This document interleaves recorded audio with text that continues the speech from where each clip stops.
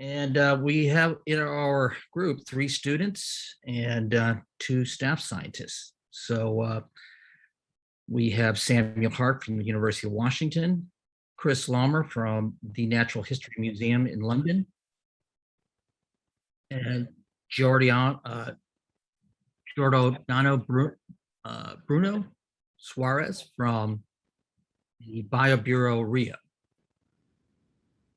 Megan Yap Chungo from the University of Alabama, and Giacomo Majoli from Queen Mary University of London.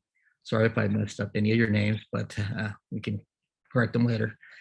All right, so with that, I think we are ready to go to the first talk, which is Samuel Hart.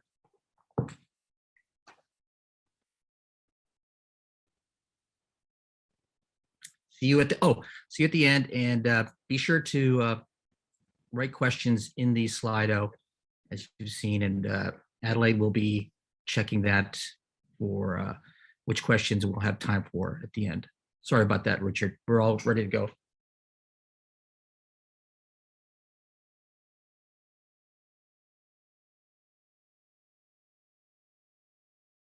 Hi, my name is Sam Hart.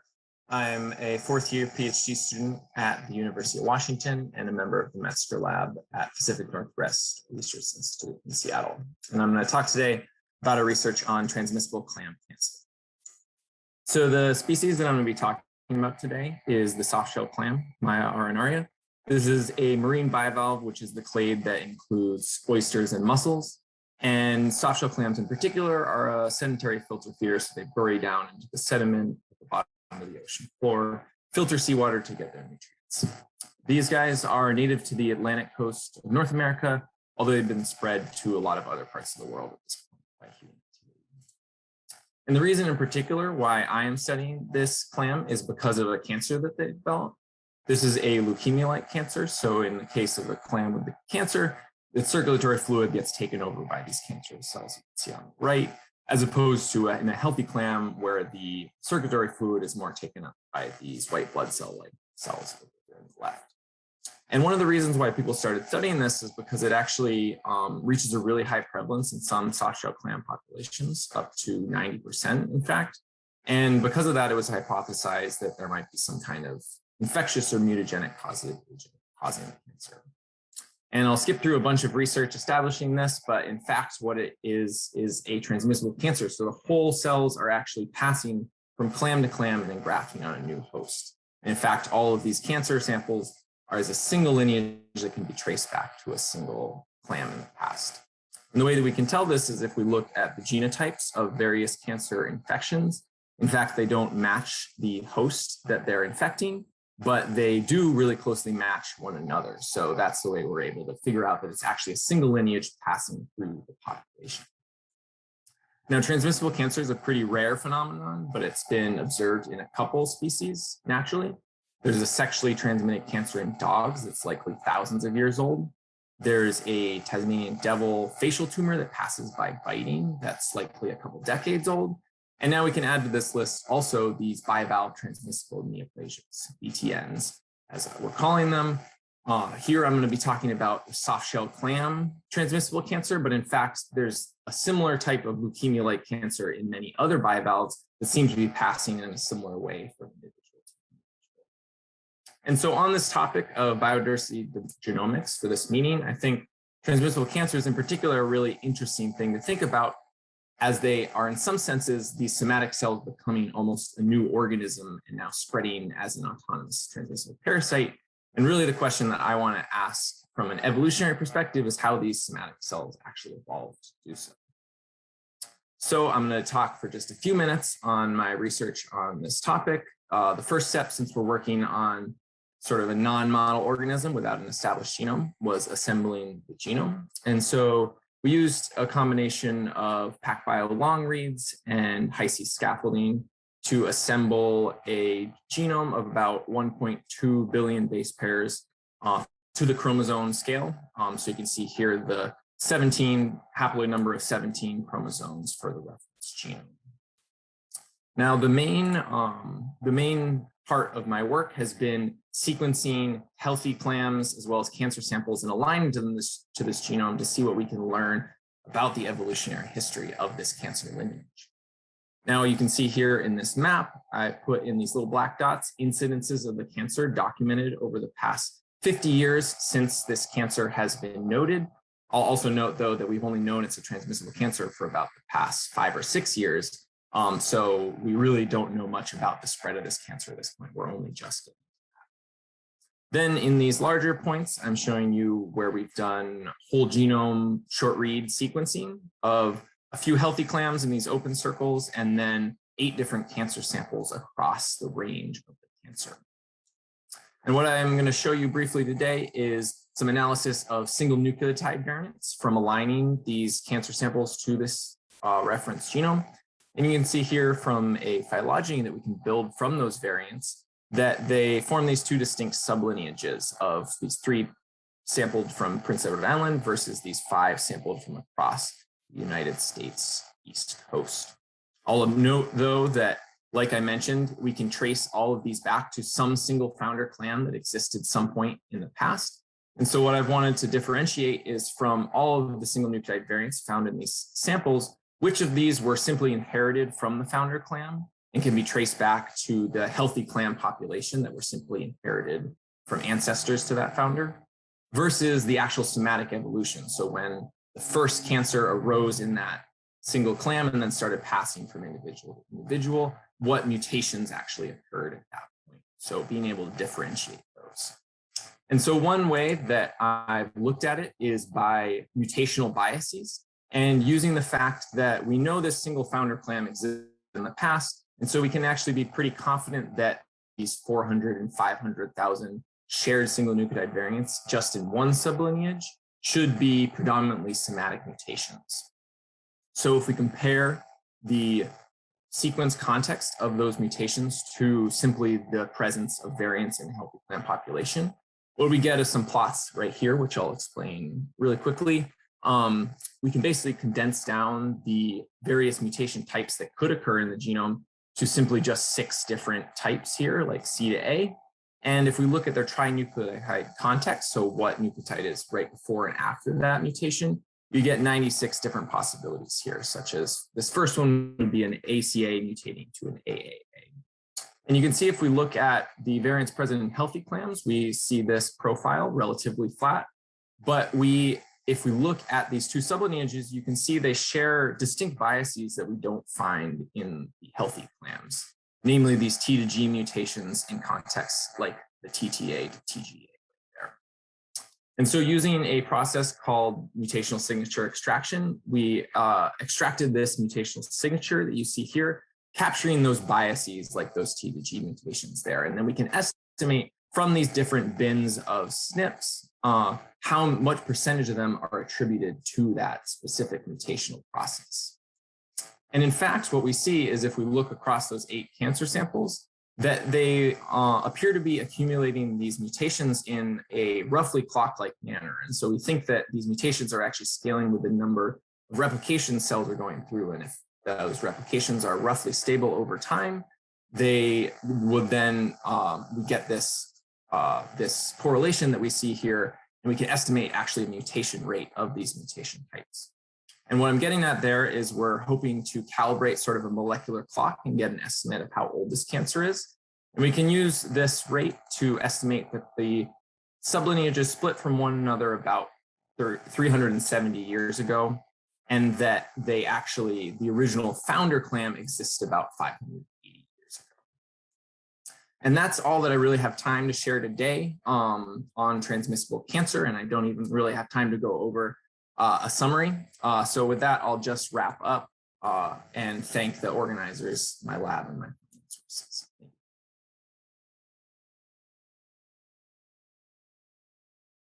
Right. So let's begin. I'd like to thank the conference organizers, firstly, for inviting me to speak about today. I'll be telling you about some wet lab methods that I've developed to get excellent quality genome assemblies from some of Earth's smallest animals. My name is Chris Laumer, and I'm a newly hired research fellow working at the Natural History Museum in London. However, the work that I'll be telling you about today was done during my postdoc at the Wellcome Genome Campus in Mark Blackster's group at the Sanger Institute, and before that in John Marioni's group at Embley BI. So my subjects are what zoologists call myofauna, creatures small enough that they're able to pass through a 1 millimeter sieve. You might find them living on wet surfaces in forest soils or in the interstices of marine sands, for instance. They're crucial trophic links between microbes and larger animals, and there may be millions of mostly undescribed species of myofauna representing over 20 animal phyla. Despite their ecological and evolutionary importance, however, we know very little about the genomes of these organisms. This is because they're very small, often with less than 1,000 cells per animal, which makes it very difficult to get sufficient DNA to sequence. Such animals can also be very heterozygous, and it can be difficult to collect many specimens from certain rare lineages. Hence, there's a real need for methods that give us all the data that we need from a single specimen. To counter these difficulties, I've been developing and adapting several different technologies, which I'd like to introduce, though there's not really time to get into technical details. Firstly, I use a long-range library amplification, PCR, of 10 to 20 kilobase sized DNA inserts. This is done with an optimized enzyme that has higher yields on control libraries than all the alternatives that I've tested, and such amplified libraries also show very low read coverage bias. Secondly, I've adapted and improved a single tube Hi-C library prep technique, cutely called Low-C, which allows us to scaffold assemblies to a chromosomal state with less than 1,000 input cells. Finally, I've adapted a full-length nanopore RNA sequencing method that we developed for single-cell inputs, which will be published shortly, and have furthermore worked out ways to fish out polyazenylated RNAs from primary lysates. Importantly, I've also found a way to apply all three of these methods to a single specimen by using a nucleus extraction technique. Basically, I homogenize an isolated specimen within a nucleus extraction buffer using a Dounce. I then centrifugally pellet the nuclei, remove the supernatant to a new tube from which we can extract cytoplasmic RNA, and then I wash and split the nuclei. One nucleus fraction goes for DNA extraction and long-read sequencing, and another for Hi-C library prep. One can, in theory, also take aliquots for other uses, such as genome size estimation, though I haven't really pursued this much yet. So now I guess it's time to show off a little and demonstrate what these methods can do. My first big success story was with this little Rhabdocele turbularian, the freshwater species Castrella truncata, which, as you can see, is roughly 1 millimeter long as an adult. We collected about 70x read coverage of 10.5 kilobase hi-fi reads from one single specimen, in addition to 10x Illumina linked reads. We were able to get an assembly of these reads into a 230 megabase span, placed into about 250 scaffolds with an N50 length of over 3 megabases. 90% of the assembly, in fact, is in only 90 scaffolds. Evaluating its completeness with the current Busco version, we see that only about 68% of the Metazoa database is recovered. However, empirically, this is actually pretty typical for platyhelminth genomes, possibly reflecting the absence of this taxon in the current Metazoa ortholog set. I'll also note that after annotation using Isoseq and using the eukaryote Busco set, this number jumps to almost 90% completeness.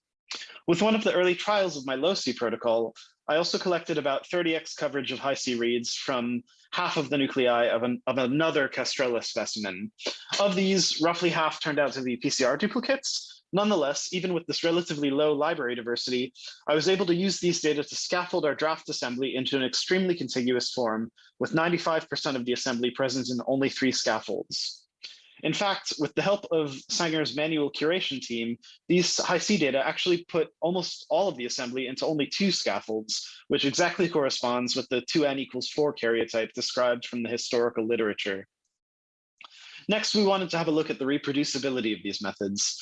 To test this, I've been cultivating some freshwater flatworms in the genus Danostomum, which are able to asexually propagate themselves, so each individual in an isoline culture is in theory genetically identical.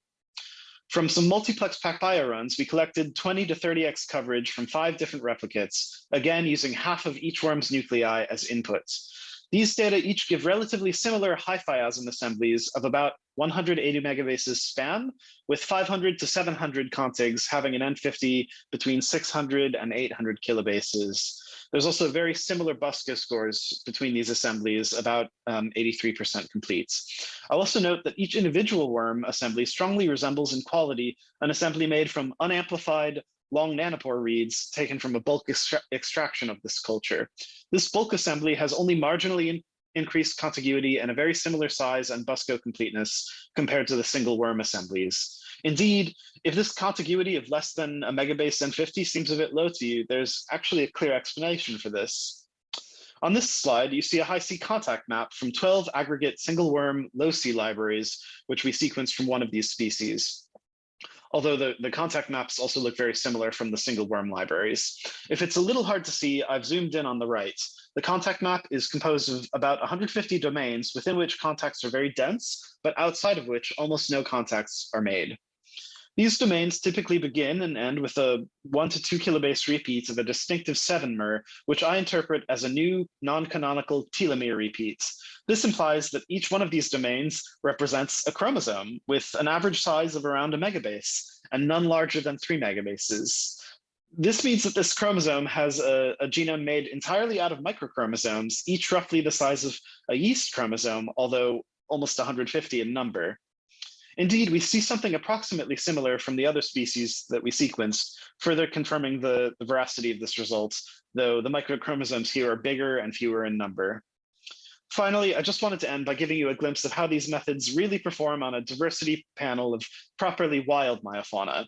So to this end, in late April this year, myself and Dr. Erna King from the Blackster Lab visited Holcombe Beach in North Norfolk, sampling the beach itself and some euryhaline flats formed behind large sand dunes.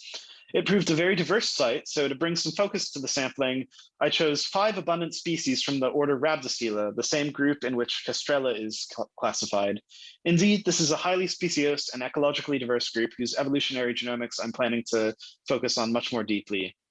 I processed triplicate specimens of each species through my multimodal low input protocol, selecting the best of each 3 to progress to sequencing.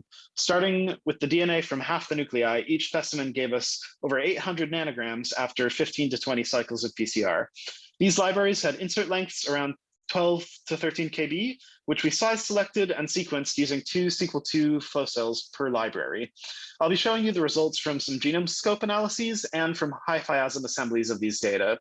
Unfortunately, while the RNA-seq and low-C libraries have been successfully made from all of these specimens, they're still pending sequencing at the Sanger, so I can't talk about those results today. So the first species, and our largest, is this sort of candy cane pigmented fellow, which is about 1.5 millimeters in length. From it, about 82% of the nearly 3 million hi-fi reads we collected were unique, giving us about 20x haploid coverage of the estimated 712 megabase highly heterozygous genome. This assembly is very good quality despite being quite AT rich, with an N50 of almost 1.5 megabases and a total span of over 900 megabases.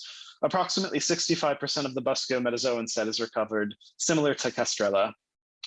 Our next animal is somewhat smaller at just under 1 millimeter and unpigmented, but with a very complicated reproductive system. From this sample, we were able to collect only 2 million hi-fi reads, of which only about half were unique this time, giving us relatively low coverage of this, however, somewhat small and perhaps less heterozygous genome. The assembly is predictably, therefore, a little worse, with an N50 of only 420 kilobases or so, though the BUSCO completeness is similar.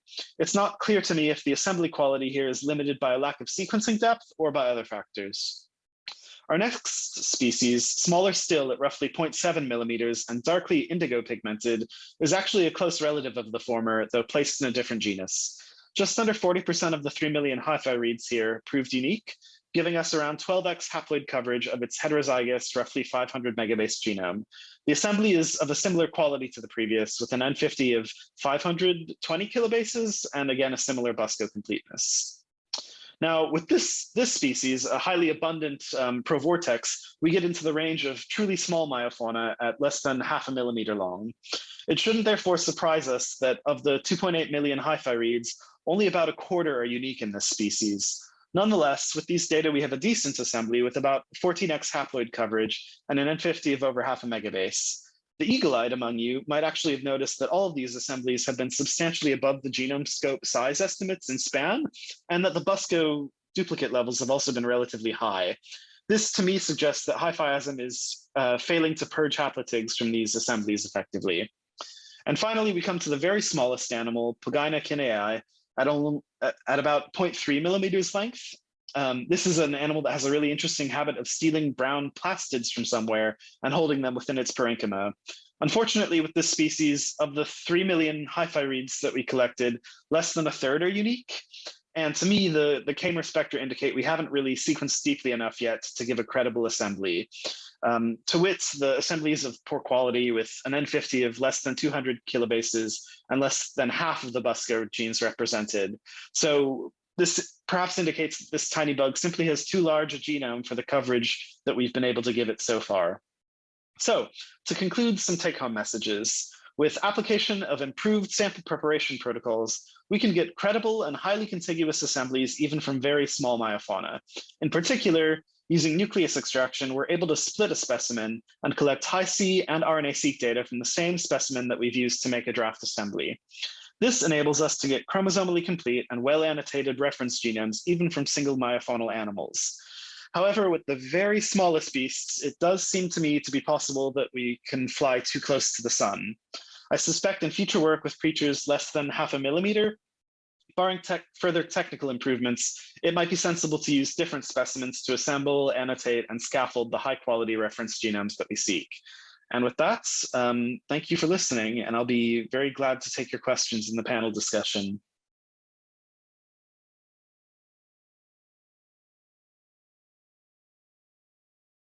Hello there. I would like to thank the committee for inviting me, and also I would like to thank all the people that have been working in the Sun Coral Genome Project. Our study focused on these stunningly beautiful corals that have been living in the Brazilian coast. Tubastrea coccina and Tubastrea tagusensis are originally from the Indo-Pacific Ocean and arrived at Atlantic Ocean in the 30s. The first documented sighting in Brazil, it was in the 80s in oil fields from Rio de Janeiro. Since then, Tubastrea is spreading very fast along the Brazilian coast, reaching the northeast, and the south of Brazil. One of the main concerns related to Tubastrea is because of the damages to local ecosystems. There is evidence of that Tubastrea reduce the diversity of crustaceans and native corals. Indeed, we have experimental data that shows that mesenteric filaments from Tubastrea coccina could lead to tissue necrosis and also the death of native corals. However, there is no cost-effective strategy to control the infestation. Most of the ways are high, they are time-consuming, implies high cost, and could even contribute to further dispersion, since the manual removal of the colonies and dry dock cleaning. Tubastrea also leads to huge economic losses, and because of that, Brazilian conservation agents make it one of the top 3 priority species for control and management. However, we know very little about these organisms. And to try to fill the gaps, or the knowledge gaps about Tubastrea coccina, we decided to sequence their genomes. So in the long and short terms, we expect that the sequence of the genomes could lead to a better understanding of the genomic basis of the stress tolerance, regeneration and reproduction. We also expect to improve the ways to early detection and also monitoring of these corals. And also, we also to pave the way to develop cost-effective biotech strategies to manage the infestation. With these goals in mind, we wanted to better characterize the genomic organization of Tubaster. At first, we studied the taxonomy and sample of the Tubaster colonies. We sampled around 20 individuals from Rio de Janeiro and collect morphology and molecular data. So we could identify 3 distinct morphotypes: Tubaster tagusensis, Tubaster coccinea, and an unrecognized new morphotype. And we also performed a phylogenetic analysis using molecular data that also supported the evidence of 3 distinct morphotypes. After that, we also studied the cytogenetics of Tubaster, and we could determine the PID, so these organisms are diploid organisms, and also each morphotype has a distinct number of chromosomes. With enough evidence of the existence of 3 morphotypes, we proceeded to genome and transcriptome assembly and sequencing. And then we used at least 10x coverage of Illumina paired short reads, and also 30x PacBio continuous long reads. And we used the Mazurka to perform the assembly using both short and long reads. We also did the scaffolding at Dovetail using Chicago and Hi-C libraries and the HiHiS software. The size of the genomes matched what we found out in the flow cytometry analysis, and the size ranged from around 800 megabases to 1.1 gigabases. And we can say that these genomes are way larger than most of the Cnidaria genomes published until today. And we also have, a near chromosome scale assembly. In order to unveil the functional genome characteristics of Tubaster, we performed the annotation. So he used the BRCA2 to gene prediction and the OrthoPAIN2 to whole genome orthologous comparison among 6 Sclerotinia species. And we could identify, we identified that most of Tubaster species specific clusters are composed of uncharacterized proteins. And this points to the pervasive knowledge gaps related to Tubaster and corals in general, and also highlights the potential of bioprospection in these organisms. We also identified clusters associated to cell-cell and cell matrix adhesion that could be related to substrate affinity and also runner formation. And along with these genes related to adhesion, we also identified private clusters associated to innate immunity. And these are important because the larval settlement also depends on the formation of biofilm in the substrate.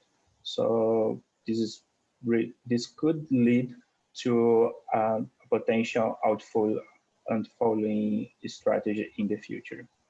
So in conclusion, the Sun Coral Genome Project is one of the most comprehensive studies of a Sclerotinia taxon with morphology, cytogenetics, transcriptome, mitogenome, and neochromosome scale genome assembly of 3 morphotypes of Tubaster. And the sun coral is also a fundamental study, not only promises to provide insights about the genetic basis of the invasiveness of these corals, but also to understand the adaptation flaws of other corals in face of anthropic-induced environmental disturbances. So, thank you.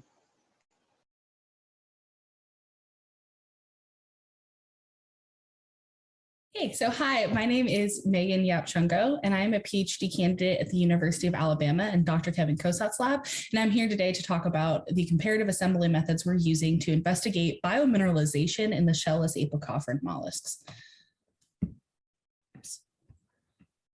Okay, so first off, molluscan genomes and biomineralization. Mollusks are the second most diverse animal phylum. And a part of this great success is thought to be attributed to their ability to mineralize structures such as shells, spicules, and radula. And currently to date, there are around 63 published molluscan genomes. However, a lot of these are focused within this group here, this conchiferan clade or the shelled mollusks. And we don't really have much data from the aculiferan mollusks here. And so those published genomes are really highly skewed towards economically and ecologically important taxa, such as the gastropods and bivalves. However, if we really want to understand and contextualize molluscan evolution, we need more data from here. And so in order to investigate themes in molluscan biomineralization, I'm sequencing some apocopheran genomes.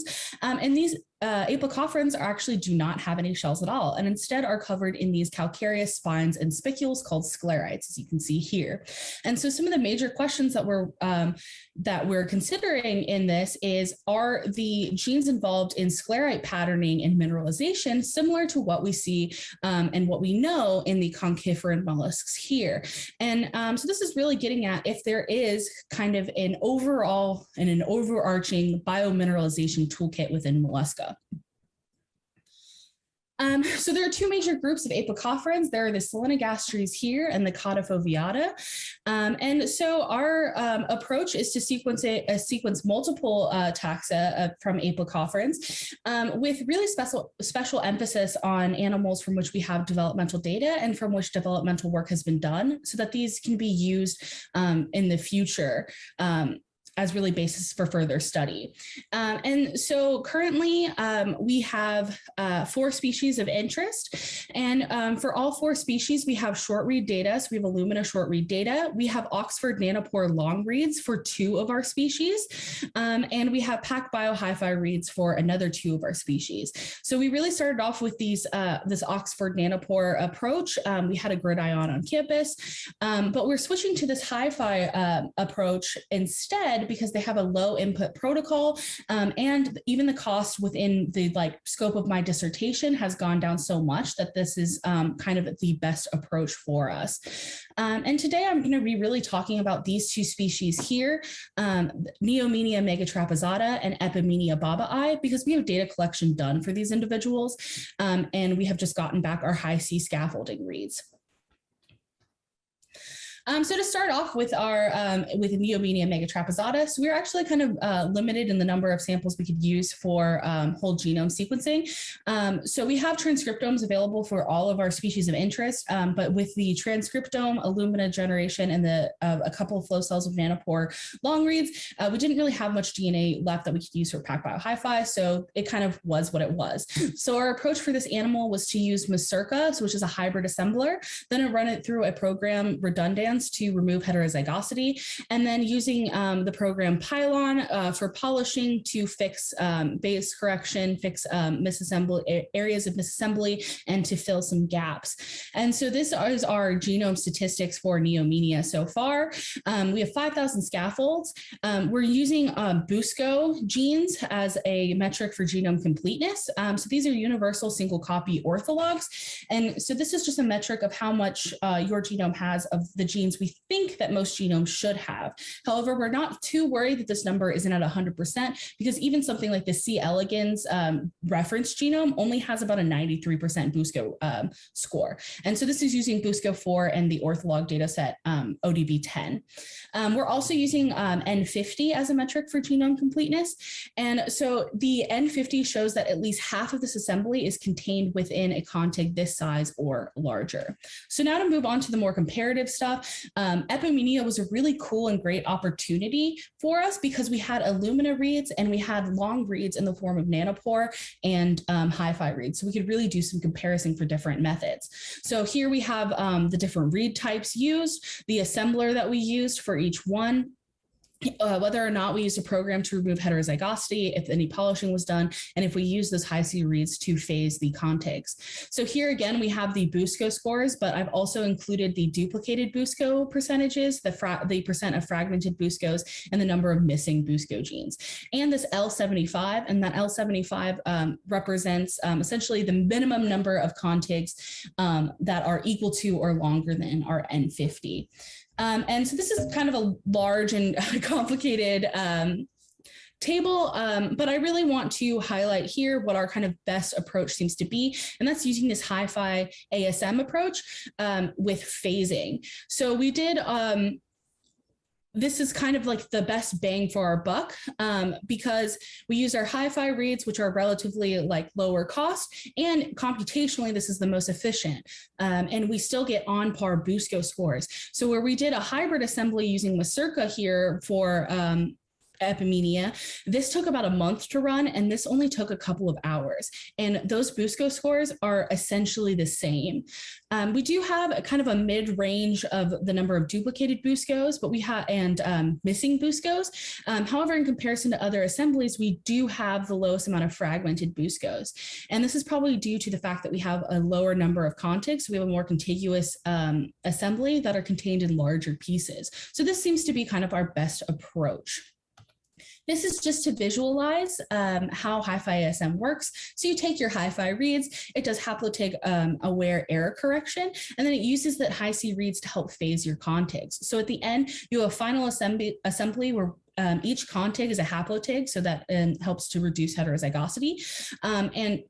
However, our phasing would not be complete across all of our chromosomes, so we still would need to use that Hi-C reads to completely scaffold the assembly. And to that end are kind of next steps for these. So we do have Hi-C reads on hand, and we are working with that data. So we use the Hi-C kit from Phage Genomics. We use the program Hi-C QC to QC, and then we filtered using the program Matlock, which was available from Phage Genomics. And we're playing around with different scaffolders like Instagral, the Juicer 3D DNA, and Juicebox Assembly Tools Pipeline, and Salsa 2. However, we still have a big issue of heterozygosity within our genome, which is kind of confusing our scaffolding. And so we are working to optimize each one of these programs to like our specific needs. And we're also using blob tools to help filter out some of that contamination, which can confuse scaffolding. And in the future, we'll be using different annotation approaches, using ab initio and evidence-based tools, and all of our transcriptomes for evidence using software like Breaker, FunAnnotate, and Maker, which has been really optimized in our lab. And with that, I want to thank everybody involved, all of our funding sources, and thank you for your attention.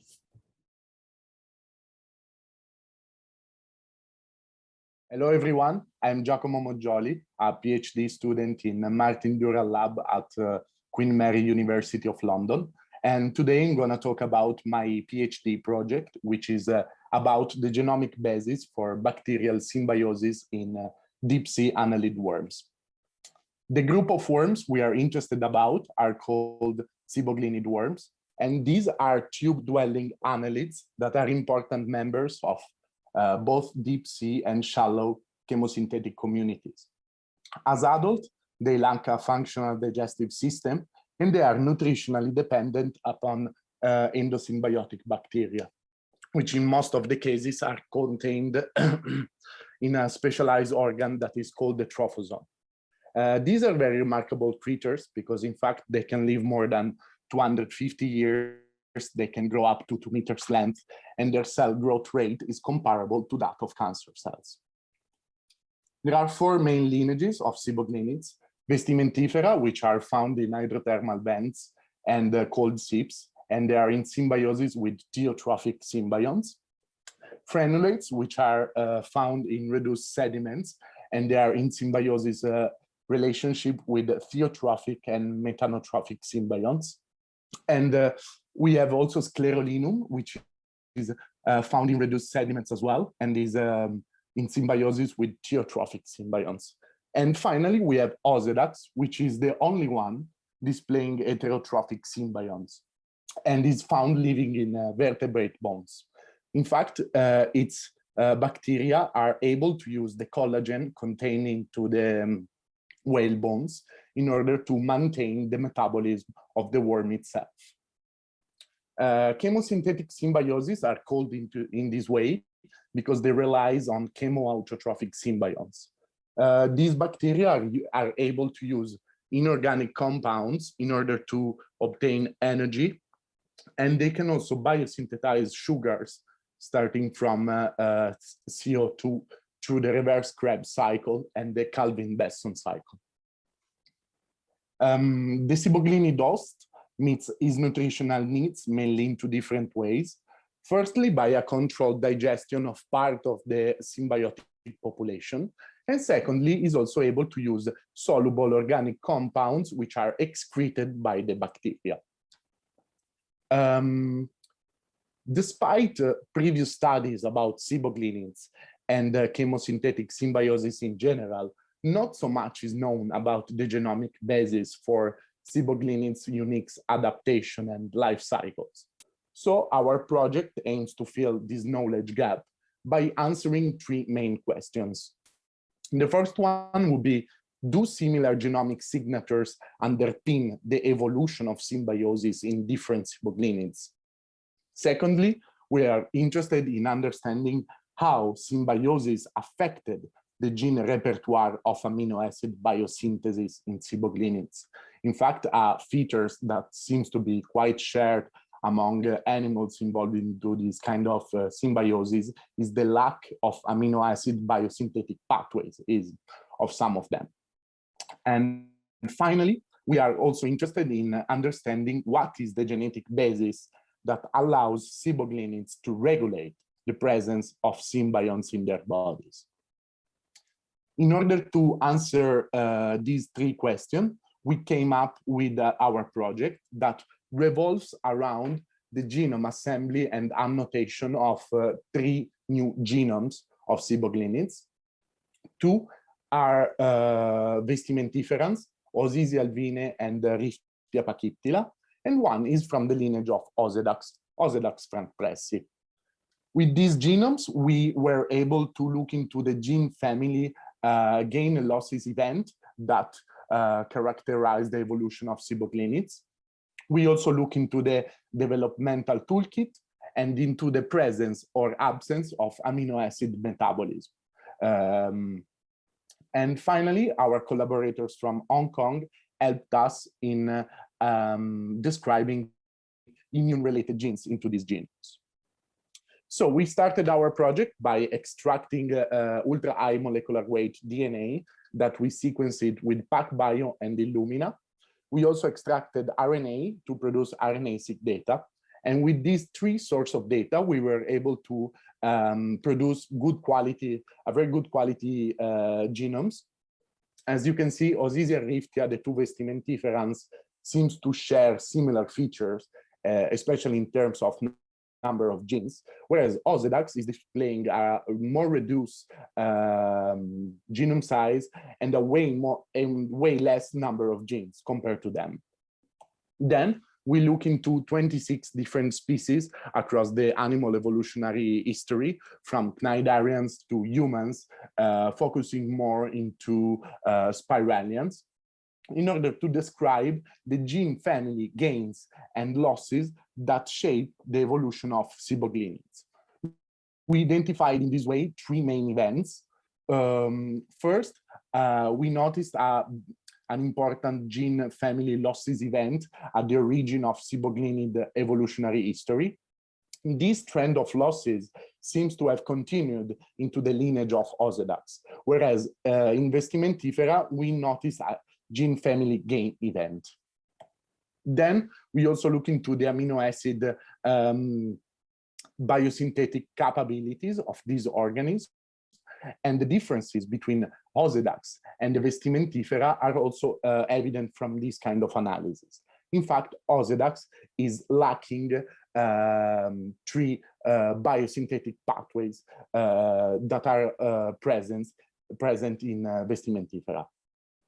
With this kind of information, we have some preliminary consideration, and we can say that Vestimentifera seems to have relatively well-conserved genomic features and metabolic complement, whereas Osedax is displaying a more divergent genome with a considerable number of gene losses that also affected its metabolic complement.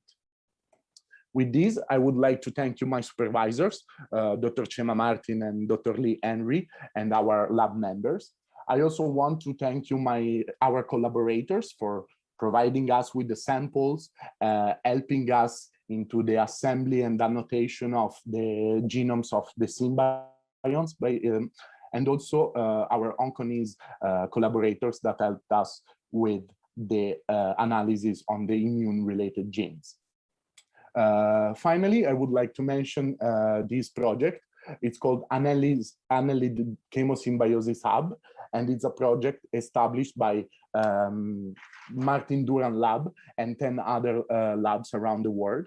This is part of the Aquatic Symbiosis Genomics project. And if you want to know more, I suggest you to scan this QR code. And with this, I also would like to thank you very much for your attention.